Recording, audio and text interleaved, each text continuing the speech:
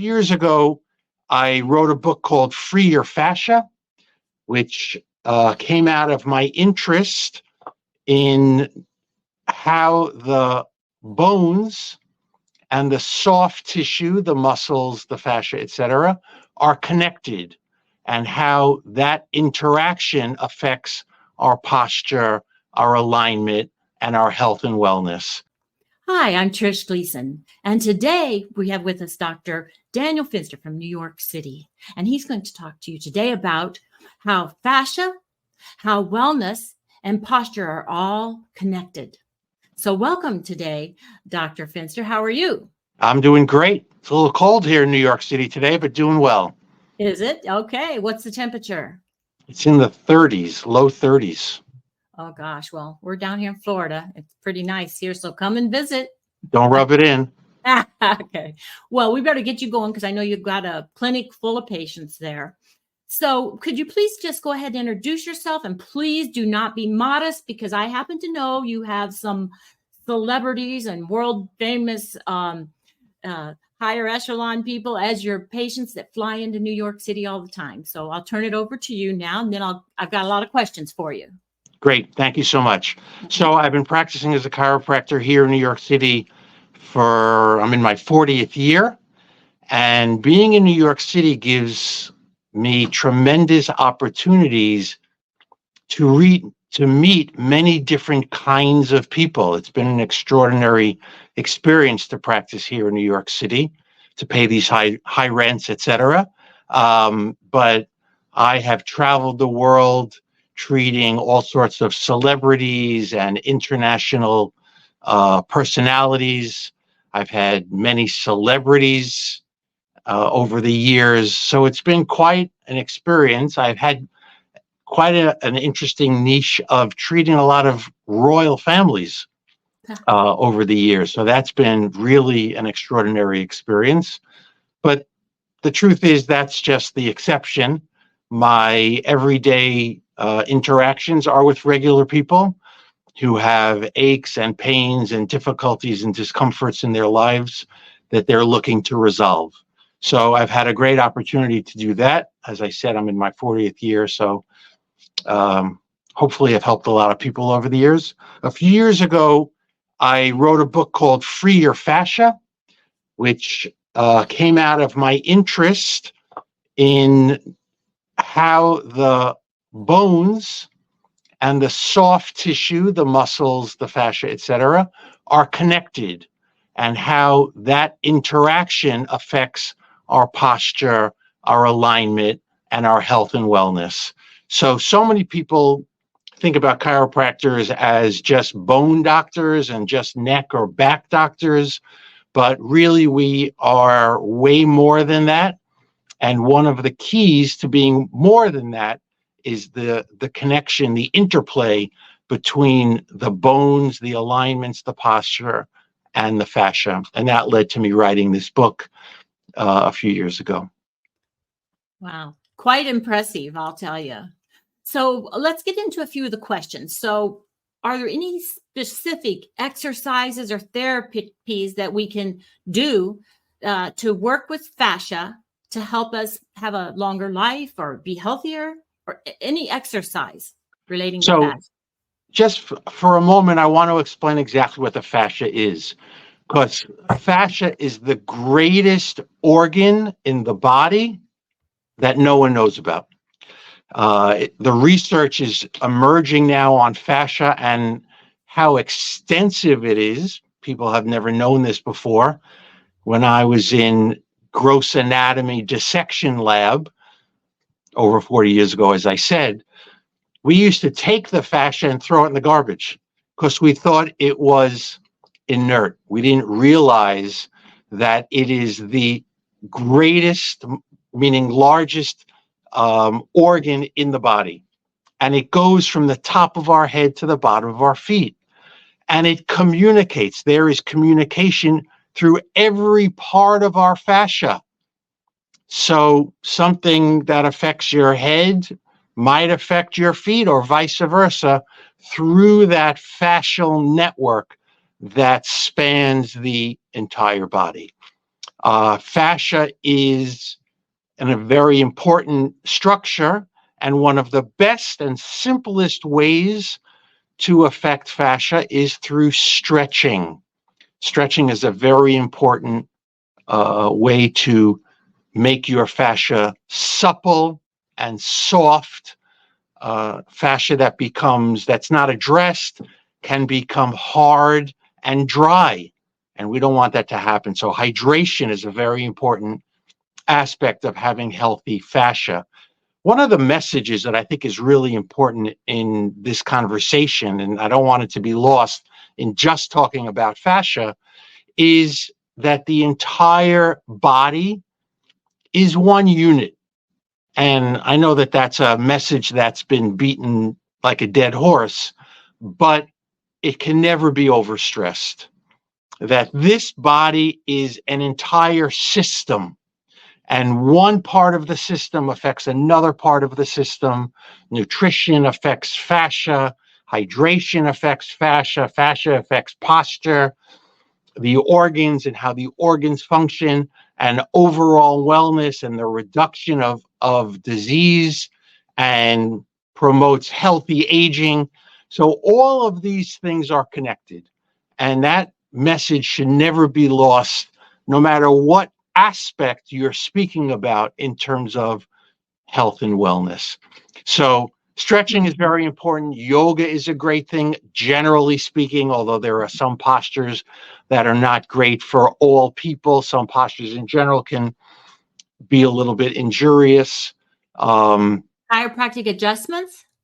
Chiropractic adjustments are extremely important. It's not an exercise, but chiropractic adjustments are important to health and wellness. You know, we chiropractors have been accused of curing everything under the sun, or claiming to cure everything under the sun. And how is that possible that we've had these miracle cases? Because we've at some point cured many, many different things in the body. And perhaps it's how adjustments can affect fascia, and that affects other organs and how they function. So it's complex. It's not easy to always understand and to simplify, oh, this causes this and this cannot help this or can help this. I think black and white statements are problematic and can become unidimensional in trying to understand the body, and the body is anything from unidimensional.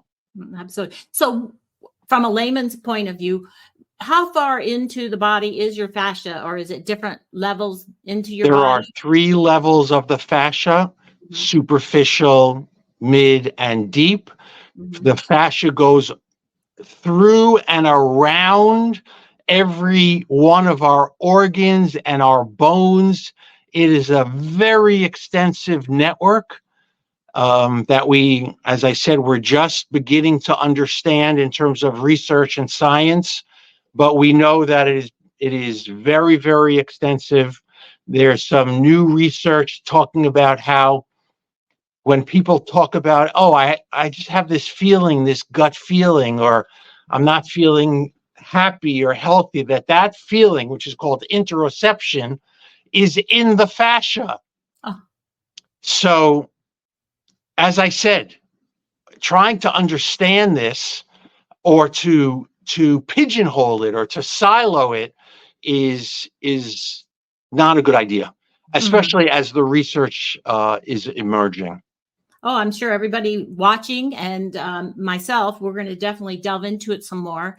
And by the way, since we're on that subject, if somebody has a question, can they go ahead and email you at the email address on the screen? Yeah, my email address is right there, dr.fenster at Complete Wellness NYC. I love questions. I love to hear what people are interested in and what they're thinking about. So feel free to email me and ask me whatever questions. If I don't have the answer, which is certainly possible, perhaps I could direct you to the right place or share my experience and knowledge with you. I'd be happy to do that. Okay. Got some questions. What about vitamins? Does that take a play to dealing with fascia and making it healthier? Vitamins do make a play. Nutrients in general contribute to the health of the fascia. As I mentioned, Hydration is a very important part. We know that vitamin C is very important in the health of the fascia, and collagen is important in your fascia. So amino acids are important. As I said, this is very multifaceted. If I had to say one thing to help your fascia, I would say hydration is probably the most important. How much do As, you think we should drink a day or suggest? so It's always tough, isn't it, to get enough water? yeah, it is tough enough to get. It is tough to get enough water. One of the things that I do is I start my day with hydration, because if you think about it, we weren't drinking overnight. So, whatever that is, 7, 8, 9, 10 hours, we have not hydrated. So first thing in the morning is a very important time to hydrate. It's also very important to have electrolytes, which are very important to the fascia: magnesium, potassium, sodium. So especially if you're a good hydrator, it's important to take electrolytes, because you can actually wash out your electrolytes with too much hydration. How do you get your electrolytes? Because I don't think I get any. There are products out there that you can take. If you want to look online, there are products that you can find. I can tell you what I take. I have no financial interest in this company. I mostly use a company called LMNT. Those have a lot of sodium in that.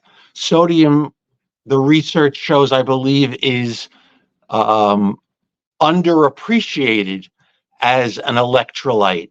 Unless you have high blood pressure, sodium, I think, should be an important part of your diet.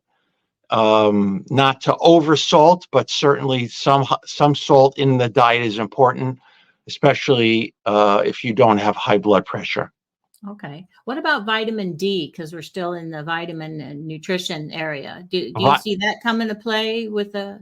I don't know if it comes into play directly with your fascia, but vitamin D is extremely important for overall health and wellness.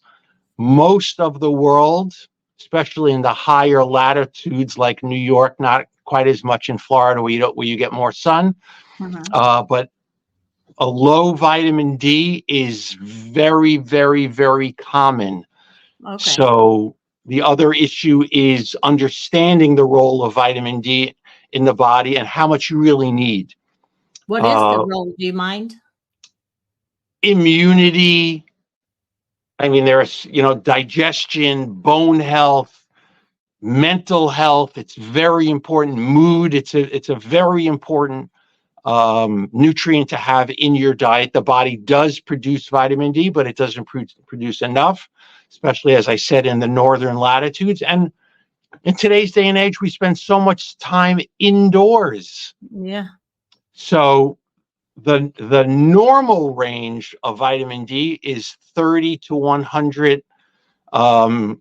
You'll see that on your blood work. But truthfully, what we see is the optimal range is probably 50 to 60. Okay. Wow. So, I was speaking to a patient yesterday about it. She said, "Oh no, my vitamin D is good. I'm in the normal range." Well, I said, unless you're in the 50 to 60, it's probably not optimal. So we pulled up her blood work, and it was 36. Oh, so it's normal, but it's a very low normal. And she has issues with immunity. So we discussed her taking some more vitamin D. So I don't know if there's a direct role of vitamin D in the health and wellness of your fascia, but it's an important part of your health and wellness. So you back up a little bit. So you were saying fascia, like you showed me a book. Can you show us that book? That's my book, Free Your Fascia, right there. You have to scoot it over a little so we can see the whole thing. Yeah, right there. Okay, and back up a little. Yep, perfect. Yes. Okay, great. So really, that's great. Thank you. So you can get it on Amazon? You can get it on Amazon. It was published by Hay House. I'm very flattered that Hay House took that on. There are some great authors out there published by Hay House, Joe Dispenza and many others. Wayne Dyer, he was an amazing man. He was published by Hay House. So to be in that stable of authors is quite flattering. Congratulations. Thank you. So if you're thinking about your book, can you think of a couple things in your book that really are profound about fascia? Something a little different than we have been talking about? Like, does it help cure any, or is there any indications of curing any sicknesses, or anything you can think of that's in your book? The first thing that I think is important, which I mentioned, but I think it's worth mentioning again, is the knowledge and understanding that our fascia is pervasive in our body, that it's everywhere, and it's understood, if that's a right way to say a thing. It's not understood well, but it's extremely important to body function.